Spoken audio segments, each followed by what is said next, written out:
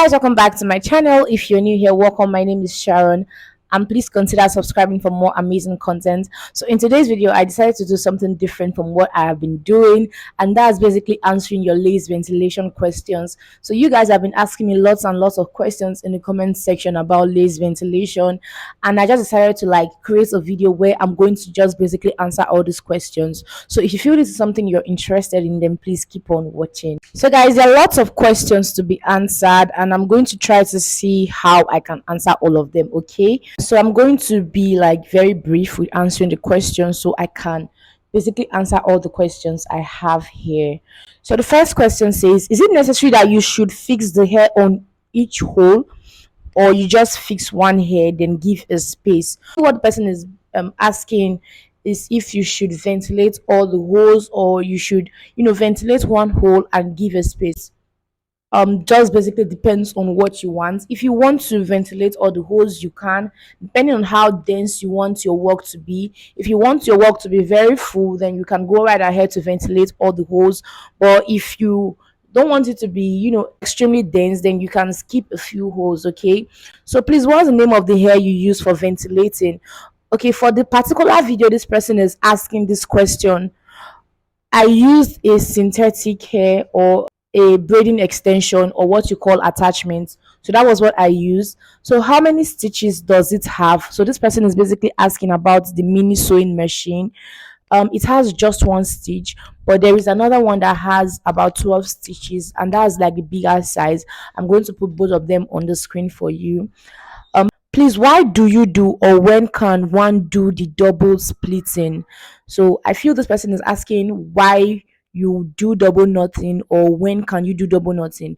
So I basically just prefer to use double knotting when I am ventilating with human hair, because when you ventilate human hair with the single knot, sometimes it doesn't last, and after bleaching the hair starts to pull off, or even after washing the hair starts to pull off. But when you use your double knot method, that basically just helps you secure your ventilation, and even after washing or bleaching, it doesn't just pull off, like the hair doesn't pull off.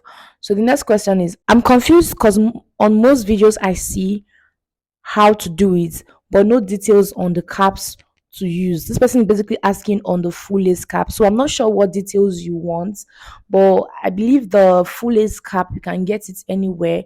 And I also sell it on my page at Wigs by Sharon in case you're interested. Please, what kind of hair did you use? Attachment. I ventilate, like majority of the videos that I ventilate on here on YouTube, I use attachment or your synthetic hair for the ventilation. Nice, but how do you prevent the hair from coming underneath the lace when washing it once you have ventilated it? So basically, this was what I just explained about the double knot or the split knot method. So when you ventilate using the single knot method, there's a high chance that when you wash or you bleach your knots or the lace, the hair will start pulling off or coming underneath the lace. So I just advise you to use the double knot method instead. Please, what type of needle was used here? The 1 to 2 ventilating needle was used. That's the needle I use currently, the 1 to 2 size of ventilating needle.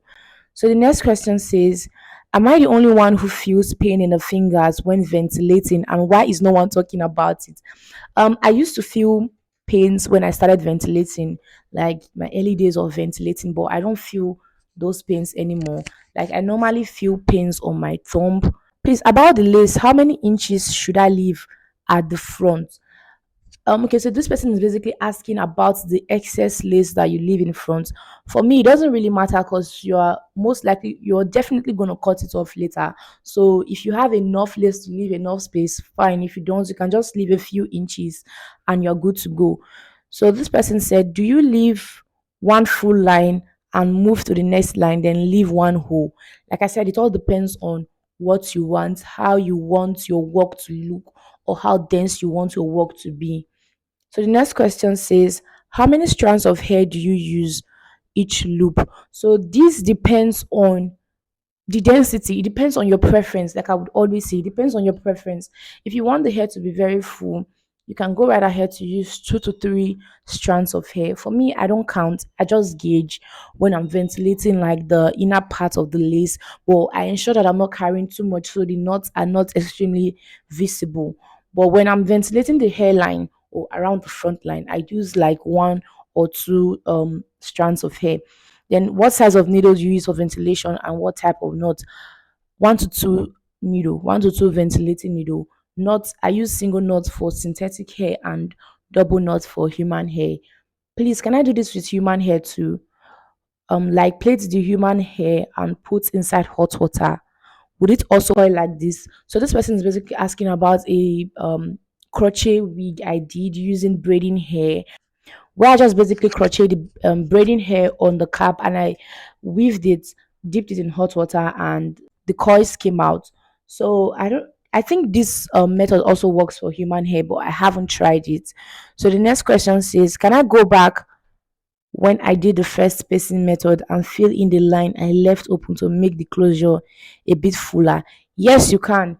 If you ventilated and you left some lines or holes inside, and after ventilating you feel like it's not full enough, you want it to be fuller, surely you definitely you can go back to fill up the space, but it's going to be stressful.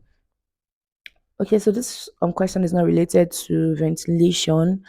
What are the different knotting for any specific reason? I already explained this. How many days it took you to finish that? I can finish a closure in a day if I'm serious. In less than a day if I'm serious actually. So it all depends on your will. One of my ventilating videos I did where I talked about how to ventilate fast. I feel like the more you ventilate, the faster you get, and so with time you become faster. And if you're a beginner, you may take longer time. So I can't really say how long it's going to take you, but for me, it can take me. So guys, I had no idea my mic went off, and I realized this hours after I created this content and I couldn't go back to finish up with the mic plugged on. So what I was basically saying here is that it takes me less than a day to finish a closure. And then somebody asked another question about the price of the sewing machine. So the small one with just 1 stitch is 9,000 naira, and the other one with the 12 stitches is 25,000 naira. And then another person asked if I did a video on how I ventilate the hairline. I don't have anyone on my channel yet, but I'm hoping that I'm going to do one in the future. So I skipped so many questions because they're basically repetition of the questions that I have already answered, and I hope that you guys find this video helpful. Okay, please, if you do not forget to give this video a thumbs up, leave a comment in the comment section below, subscribe to my channel for more amazing content. Thanks for watching. See you guys in my next video, and bye.